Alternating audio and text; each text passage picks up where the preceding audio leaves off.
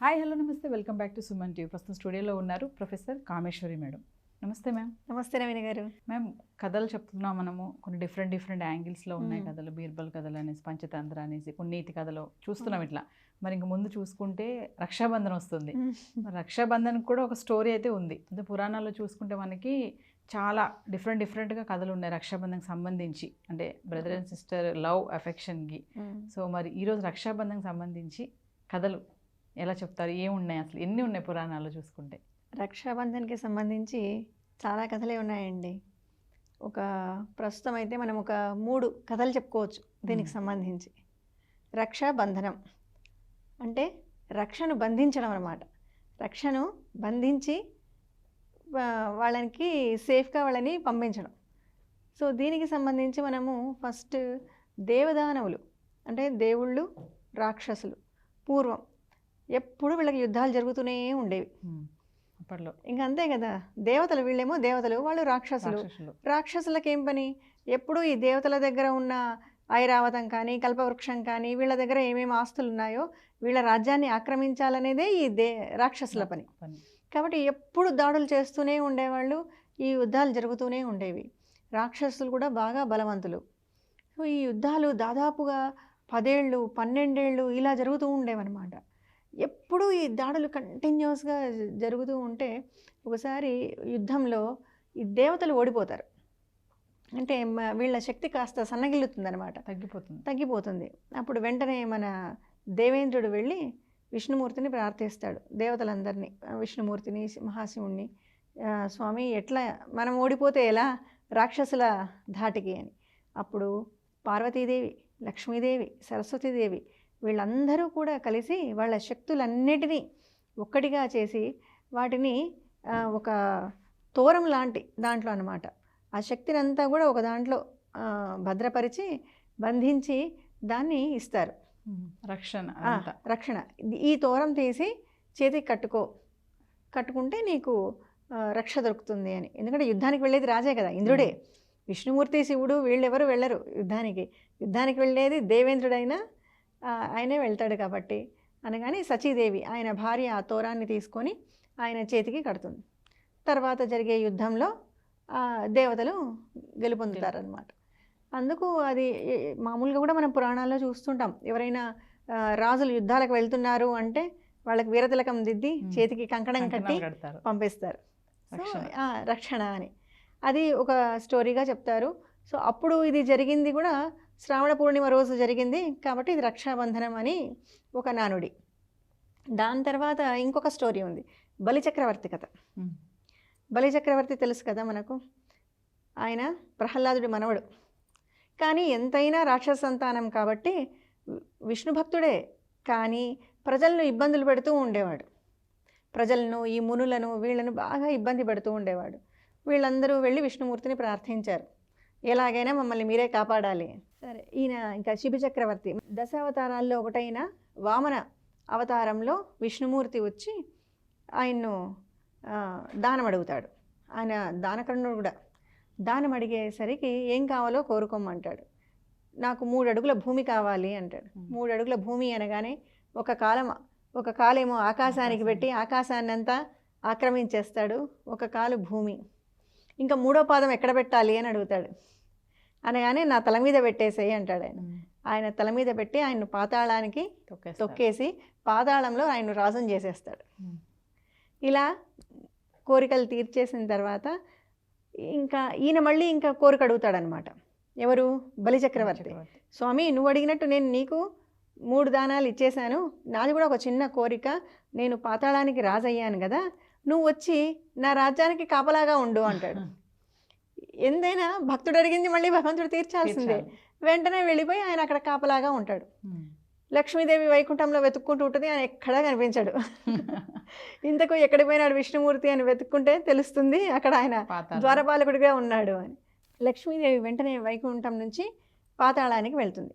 పాతాళానికి వెళ్ళి అక్కడ తన రూపం మార్చుకొని ఒక సాధారణ స్త్రీలాగా, ముత్తైదువులాగా వెళ్ళి ఆయన దానం ఇస్తాడు కదా, ఏది అడిగినా ఇస్తాడు కదా ఆయన్ను వెళ్ళి నాకు ఒక చిన్న కోరిక మీరు తీర్చాలి అంటుంది. ఏం కావాలి కోరుకో అమ్మా అంటే నేను మిమ్మల్ని నా అన్నగా భావిస్తున్నాను, నేను మీకు రక్షాబంధనం కడతాను, మీకు సకల ఐశ్వర్యాలు వస్తాయి దీనివల్ల అని చెప్తుంది. అని వెళ్ళి ఆయన చేతికి రక్షాబంధనం కడుతుంది. కట్టగానే ఆయన చాలా సంతోషించి ఆమెను తన సోదరిగా భావించుకొని, అమ్మ నీకేం వరం కావాలో కోరుకో అంటాడు.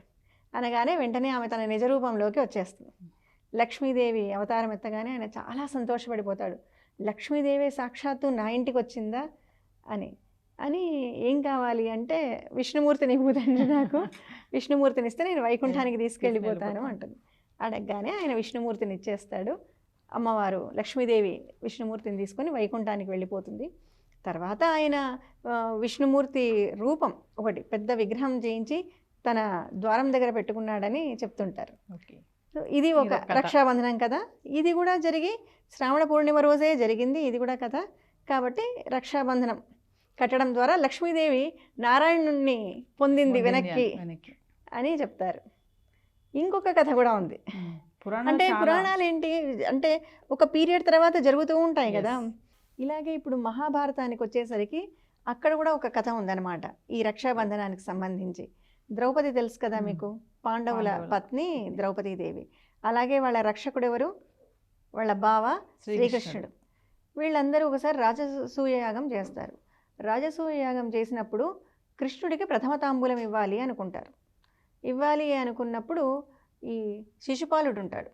శిశుపాలుడు తెలుసు కదా, మేనత్త కొడుకు, శ్రీకృష్ణుడికి మేనత్త కొడుకు. అదొక చిన్న స్టోరీ కూడా ఉంది. శిశుపాలుడు పుట్టినప్పుడు అంత వికారంగా అష్టవంకర్లతో పుడతాడు. అప్పుడు ఎలా అని బాధపడుతూ ఏడుస్తూ ఉంటుంది వాళ్ళ అత్త. కృష్ణుడు వెళ్ళి ఎత్తుకోగానే బాగైపోతాడనమాట. బాగైపోతూనే అప్పుడు ఇంకా బాధపడుతుంది ఆవిడ. ఎందుకంటే అతనికి ఉన్న వరం ఏంటంటే, ఎవరైతే అతన్ని ఎత్తుకున్నాక అతను మామూలు మంచి రూపానికి వచ్చేస్తాడో అతని చేతిలోనే అతనికి చావుంది అని. దాంతో అయ్యో నీ చేతిలోనే నా కొడుకు చావుంది అని ఆమె మేనత్త బాధపడుతుంది. బాధపడితే కృష్ణుడు వరం ఇస్తాడు. అత్త నువ్వేం బాధపడద్దు, 100 తప్పుల వరకు నేను నీ కొడుకుని క్షమిస్తా, 100 తప్పులు దాటినాయంటే ఇంకా నేనేం చేయలేను అని చెప్తాడు. ఓ సరేలే 100 తప్పులు కదా, వాడు చేయకుండా చూసుకుందాంలే అని ఆమె సంతోషపడుతుంది. కానీ వీడి బుద్ధి పాడు బుద్ధి కదా, ఎప్పుడు కృష్ణుడిని దూషిస్తూనే ఉంటాడు ఈ శిశుపాలుడు. తర్వాత అలాగే ఈ రాజసూయ యాగంలో వాడికి ఇంకా అసూయ పెరిగిపోతుంది. ఎప్పుడైతే ఈయనకు ప్రథమ తాంబూలం ఇస్తున్నారో కృష్ణుడికి, వీడికి అసూయ పెరిగిపోతుంది అనమాట. పెరిగిపోయి ఇంకా కంటిన్యూస్గా ఆయన దూషిస్తూనే ఉంటాడు. అందరికీ కోపం వస్తూ ఉంటుంది. కానీ కృష్ణుడు చాలా శాంతంగా ఉంటాడు. ఆయన శాంతంగా ఉన్నప్పుడు కౌంట్ చేసుకుంటుంటాడు. శాంతంగా ఉన్నాడు అంటే వీడి తప్పులను లెక్కిస్తుంటాడు. ఎప్పుడైతే 100 లెక్క తీరిపోతుందో తప్పులు, వెంటనే ఆయన సుదర్శనం వదులుతాడు. వదిలి వాడి తలను ఒక్క వేటితో తెంచేస్తాడు. ఇది జరిగినప్పుడు ఏమవుతుందంటే వెంటనే అక్కడ ఆ సుదర్శనం తగిలి ఆయన వేలికి ఇట్లా చిన్న ఘాటుబడి రక్తం వస్తుంది. అది గమనించిన ద్రౌపది వెంటనే పరిగెత్తుకొని వెళ్ళి అక్కడికి తన చీర కొంగు చింపి వెంటనే ఆయనకు కట్టుకడుతుందన్నమాట. అంతమంది ఉన్న చోట ఆమె వెంటనే రియాక్ట్ అయ్యి తన చీర కొంగు కట్టడం అనేది ఆయనకు అమితమైన ఆనందాన్ని కలిగిస్తుంది. ఆ ప్రేమ, వాత్సల్యము, ఆ సోదరి ప్రేమ, దానికి కృష్ణుడు చాలా సంతోషిస్తాడు. సంతోషించి ఆమెకు వరం ఇస్తాడు. అమ్మా నీకెప్పుడైనా ఏ ఆపద కలిగినా, ఏ సమయంలో అయినా సరే ఒక్కసారి నన్ను తలుచుకో, నేనున్నా అని గుర్తు చేసుకో, నీ అన్నగా నేను వచ్చి నిన్ను కాపాడుతా అని చెప్తాడు. ఆ వరము ఆమెకు మళ్ళీ ఎక్కడ ఉపయోగపడుతుంది అంటే, ఇది ఏ రోజు జరిగింటుంది, శ్రావణ పౌర్ణిమ రోజు జరిగింది ఇదంతా. ఈ వరం ఆమెకు ఎప్పుడు ఉపయోగపడుతుంది అంటే, కురుసభలో ఎప్పుడైతే ద్రౌపది వస్త్రాపహరణం జరుగుతూ ఉంటుందో ఆ టైంలో ఆమెను రక్షించేవారు ఎవ్వరూ లేని స్థితిలో ఆమె 2 చేతులు పైకెత్తి కృష్ణుడిని ప్రార్థిస్తుంది.